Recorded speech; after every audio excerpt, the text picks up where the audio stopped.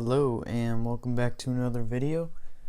Today we have a very special video. I'm going to be giving a summary on all the leaks about the iPhone 12 series. I'm going to give my thoughts about each one of them and why I believe you should wait for it. I also think that this is going to be a super cycle for Apple. I will be discussing all the current leaks, which seem to be almost finalized for everything. Mostly come from Jon Prosser of Front Page Tech, EverythingApplePro, and Weinbach. There are 4 models of the iPhone 12 series. You have the iPhone 12, which would be a regular model at 5.4 inches. You have the iPhone 12 Max, according to Jon Prosser, that is the name. Could be 12 Plus, but that will be at 6.1 inches. You have the iPhone 12 Pro at 6.1 inches as well. And then you have the iPhone 12 Pro Max at 6.7 inches. To start off, I'm going to tell you that the tech enthusiasts and the average person really do want to wait for this series. Also, I'm going to be selling my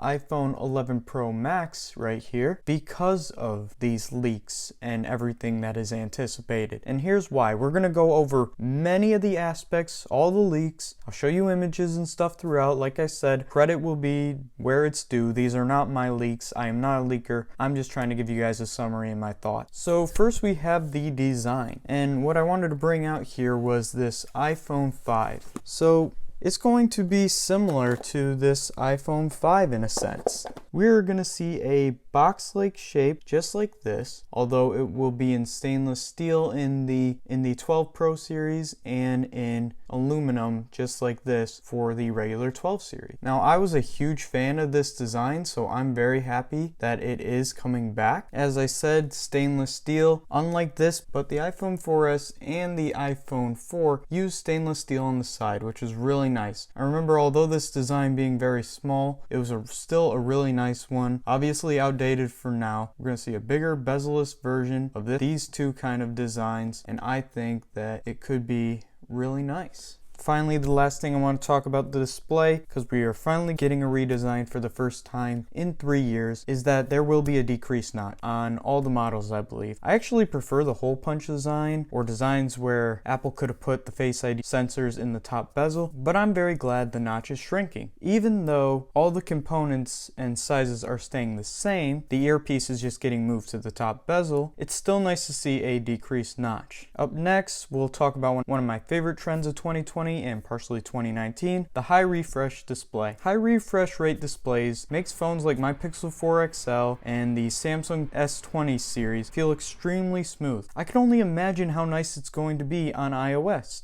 Weinbach and EverythingApplePro reported that it will be on the iPhone 12 Pro models, but not the iPhone 12 regular, the 12 and the 12 Plus or Max. But it is possible that Apple does not go with a high refresh rate display if they are not satisfied with the quality of the display at 120 Hz. We've seen some issues with the OnePlus 8 Pro with some green, so if Apple is not content with how they look, they will disable 120 Hz even though the displays will be capable of 120 Hz regardless. But this is not something that's going to be changed with the software update. It was reported that we will know right out the gate if we're getting 120 Hz or not. I personally hope we do. A very important aspect to both the average consumer and tech enthusiast is the camera, and the Pro series will include a quad setup with one of those being a LiDAR sensor, a similar one to what we saw on the iPad Pro. That will help in different AR settings, time of flight, those kind of things. It's not going to be for everyone. I think we're going to get limited use out of it, but what I do think is great is the 3x telephoto lens. I'm very happy it's going up from 2. I think 2 is almost a little bit useless. I'd rather an ultra wide than a 2x telephoto. But 3 is going to be better. It's going to compete better with the Samsungs and the Huawei of the world who do really well in zoom. But we are going to stay at the 12 megapixel for the main sensor. EverythingApplePro reported that they were working with a 64 megapixel sensor, but Apple has yet to perfect it. Therefore, they are probably going to stay with the 12 megapixel, and we're going to still get a great setup up here. It will be one of the best for video and stills per usual. With storage and RAM, we have some great news. So Jon Prosser reports 128 gigabytes of storage minimum on all the models, even the cheapest model. Finally, I'm so happy with this. 64 gigabytes just was not enough for the price tag of these phones. You saw it in many other Android phones where they would include 128 gigabytes as standard. Some even 256, like the Note 10 Plus, which is comparable to the 11 Pro Max in price. So I'm very glad that Apple will be having a 128 gigabyte minimum. And then RAM was also one of my biggest gripes of the iPhone 11 Pro Max, and we are going to get 6 gigabytes on the Pro models. The regular models will still be at 4 gigabytes, which is fine. It might even be an improvement. I know it is from the 10R, but I can't remember if the 11 had 4 or not. But either way, 6 gigabytes on the new one. I'm very happy with this bump, and Apple does really well with RAM management, and we're going to see a nice increase. Okay, so I talked a little bit about display tech, but we're going to talk about the sizes as well. If you haven't seen, Apple reached a deal with the Chinese display manufacturer BOE. BOE will be producing OLED displays for the first time for the 12 series, the regular ones of course. But I'm happy at least they're going to OLEDs for the first time on the cheaper models. Now with the cheaper models,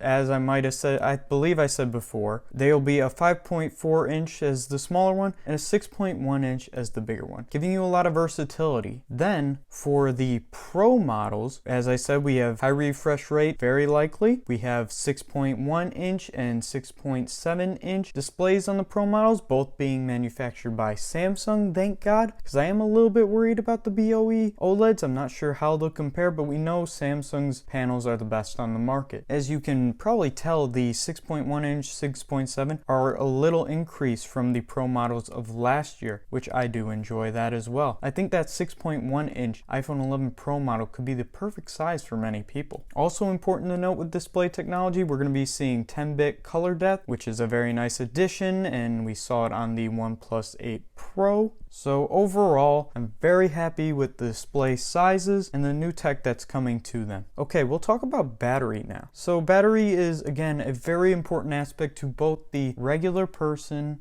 and the tech enthusiast. The iPhone 11 Pro Max was my battery king. It did great. It was a big increase from the XS Max, and we will see a reported 4,400 milliamp hours in the 12 Pro Max compared to the just sub 4,000 in the 11 Pro Max. I think you're going to see some pretty great battery life from both of these. Although it is important to mention that they will have 120 Hz display and 5G, which is probably the reason for the increase, just so we could get similar battery life. But either way, I think it's great that we are increasing the battery capacity for these models. Here's a possibly controversial aspect: 5G. The regular 12 series will only include sub-6 5G, but the Pro will include sub-6 and millimeter wave for us Verizon users. Taking the regular models will exclude us from the millimeter wave network that Verizon is currently creating. Now I get it, you're probably saying to yourself, Adam, we don't care about 5G. It's so new and you can barely take advantage of it anyway. Okay. You guys are probably right. But I'm interested in it because of the aspect of future-proofing. I know people who keep their iPhones for 3 to 4 years at least. And if you're one of those people, this is going to help you in the long run when those networks become more established.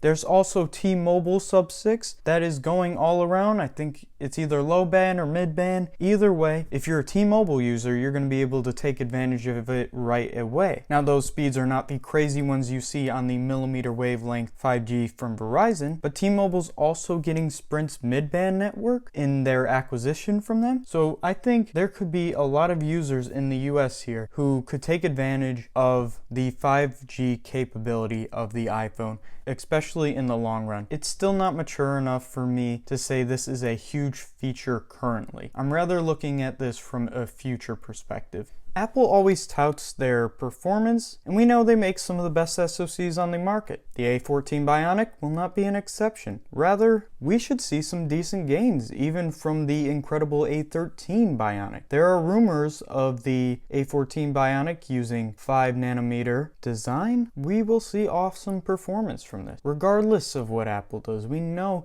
even a minor increase is going to be pretty good. It beats the Snapdragon 865, which came out later than it. Furthermore, Apple is actually rumored to use the A14's design, probably the A14X, with the 5nm process and 12 cores to use in an ARM-based MacBook, or a couple of them. Either way, the A14 Bionic is going to be great, and you're going to love it in the iPhone 12 series. Quickly, we'll talk about iOS 14. There's not going to be any widgets, which had rumors of there being widgets, but Jon Prosser did debunk those rumors. But we'll still see some improvements from iOS 13, which is a very smooth and fluid operating system. There will be no multitasking, which is one of the things I love the most from Android. We're going to see some cool AR stuff, more improvements, and you can expect Apple, who is largely focused on software at times, to provide a great operating system. I'm not going to go too in-depth into this because you will see this on the iPhone 7 or later. Now here is Apple's biggest advantage, and I don't think any of you could have saw this coming from Apple. Now, all the Android manufacturers are increasing their prices, and this is because the inclusion of 5G and the Snapdragon 865. Qualcomm really screwed them this year. Samsung and OnePlus have both increased their prices on the S20 series and the 8 and 8 Pro substantially from the previous year. And a lot of that is due to the expensiveness of the SoC. I am happy to see that Apple is actually sticking at their $999 and $1,099 price tag for the base models of the Pro series, with 5G of course and increased storage. The 5.4-inch iPhone 12 will be priced at $645, which is very fairly priced, I believe. It's going to be interesting, especially for those people who really like smaller phones, so I like that as an option. And the iPhone 12 Max Plus, whatever you want to call it, it's going to be $749. It's going to be the same as the iPhone XR was, which sold the most in 2019 and was very good for Apple. So we're going to see that both these models are actually really reasonable. Now all this information on price is according to Jon Prosser, and I really trust him. Jon has done a great job in leaking. His sources are great, so I do trust these prices, and if they turn out to be true, Apple has outdone themselves. For Apple, these prices are extremely reasonable, as I've said, especially given the competition and the current market. You get long-term software support, 5G, more storage, all for the same prices as it was before. And Apple is changing a lot of stuff. This is unlike Apple to make such a jump in a model and not such a jump in price. I'm very excited and surprised by these prices, and it makes this even sweeter for me to recommend.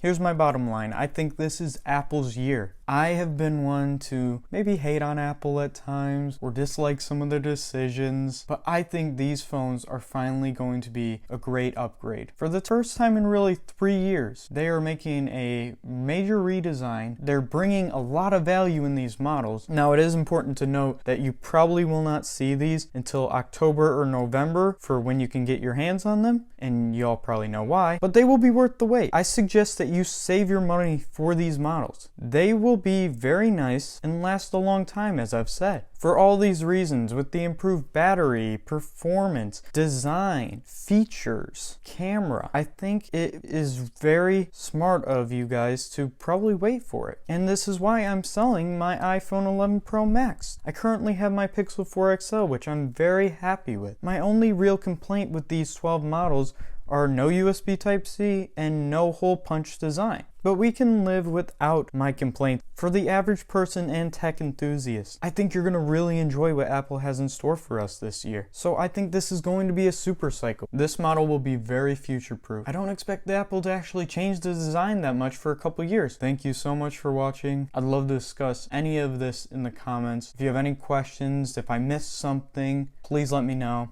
And peace.